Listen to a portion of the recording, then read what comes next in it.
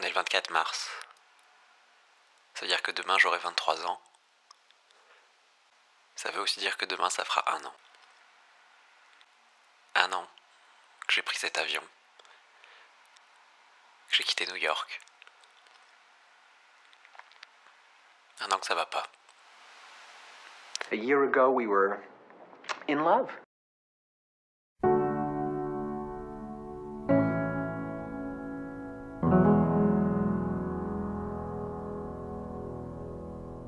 Je crois que quelque chose s'est cassé à ce moment-là.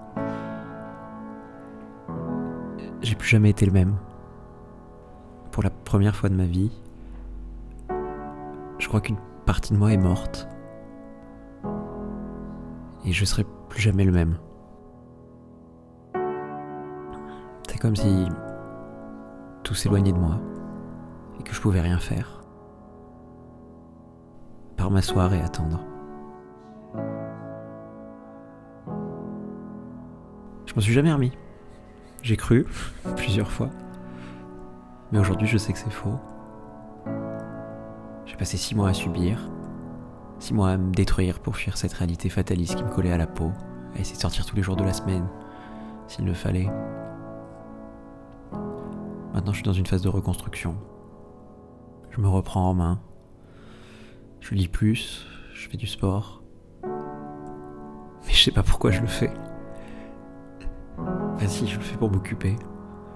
Je le fais parce que rien ne m'attire. Rien me rend profondément heureux comme je l'ai été là-bas. C'est comme si je faisais face depuis 1 an maintenant au manque de sens, de joie intrinsèque dans ma vie.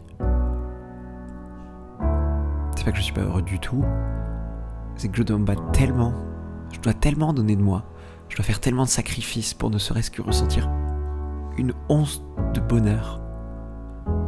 Camus disait, quand une fois on a eu la chance d'aimer fortement, la vie se passe à chercher de nouveau cette ardeur et cette lumière. Pour être honnête, au fond de moi je suis au plus bas. J'ai arrêté. J'ai arrêté de chercher un bonheur que j'arrive plus à atteindre. J'ai arrêté de me bercer d'illusions. J'ai arrêté de me battre. Je me laisse emporter par cette vague de désespoir contre laquelle j'ai tant lutté.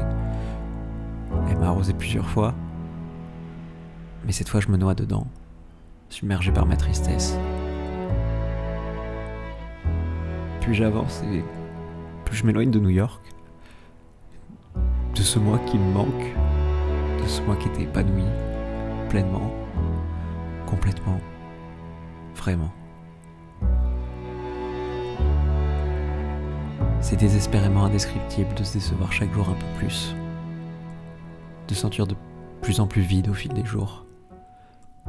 J'ai dit ça à propos de Milan. C'est dur de vivre dans l'ombre de l'amour de la vie de quelqu'un. Mais c'est encore plus dur de vivre dans l'ombre de soi-même. Dans l'ombre d'un soi passé. Qu'on n'arrive pas à retrouver. C'est comme si la lumière qui brillait en moi était en train de se coucher. Plus on avance, plus l'ombre grandit. Qui sait, peut-être qu'un jour il fera nuit, au fond de moi. Peut-être qu'il finira par se relever. Mais en attendant, combien de temps cette nuit va-t-elle durer? Je pense que quelque chose s'est cassé en moi à ce moment. J'ai plus jamais été le même. Les toutes petites joies que j'arrive à trouver parfois commencent à m'étonner. Comme si le bonheur, enfin l'idée du bonheur, était devenue inattendue, impensable. Et quand je ressens cet étonnement de moi, je réalise à quel point, au fond de moi, profondément dans mon cœur, tout est devenu sec. J'ai aucun moyen de le savoir. Mais si ce que j'ai vécu, le moi que j'ai été, était effectivement le meilleur que je pourrais jamais atteindre. Tout ce que j'ai fait depuis que je suis rentré, c'est me décevoir. Et le pire, c'est que je suis incapable de faire quoi que ce soit pour changer ça. Est-ce que je vais vivre dans l'ombre de moi-même toute ma vie? L'excitation de l'anticipation du futur a maintenant laissé place à l'incessante mélancolie des souvenirs du passé. Depuis ce 24 mars, pas une seule journée, New York m'a pas manqué. Et je suppose que ça va être comme ça pour longtemps. très longtemps. C'est quoi le but d'une vie qui nous plaît pas, dans laquelle on trouve pas son compte, sa place? À partir de combien de temps sans avoir été profondément heureux, sans s'être levé un matin avec une raison de se lever, on peut dire que it's all fucked up. Peut-être que ça l'est. Ça fait 1 an que le bonheur est devenu l'exception. Je suppose qu'on peut dire qu'il y a un problème quand on est déçu par absolument tout. Les soirées, les sorties, les week-ends, les journées, les rencontres, les gens. Par moments, je me dis que c'est quand même fou qu'il y ait autant de choses décevantes.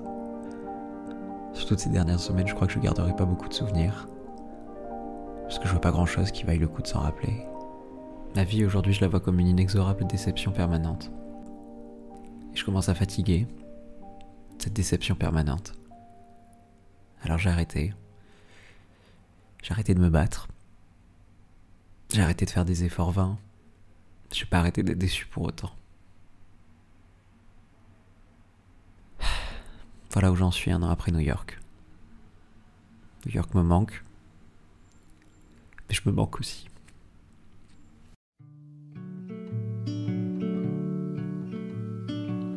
Hang me, oh hang me, I'll be dead and gone. Hang me, oh hang me, I'll be dead and gone. I wouldn't mind the hanging, but the laying in the grave so long, poor boy, I've been all around this world. The rope around my neck, they hung me up so high. Put the rope around my neck and hung me up so high. The last words I heard her say, won't be long now for you die, poor boy.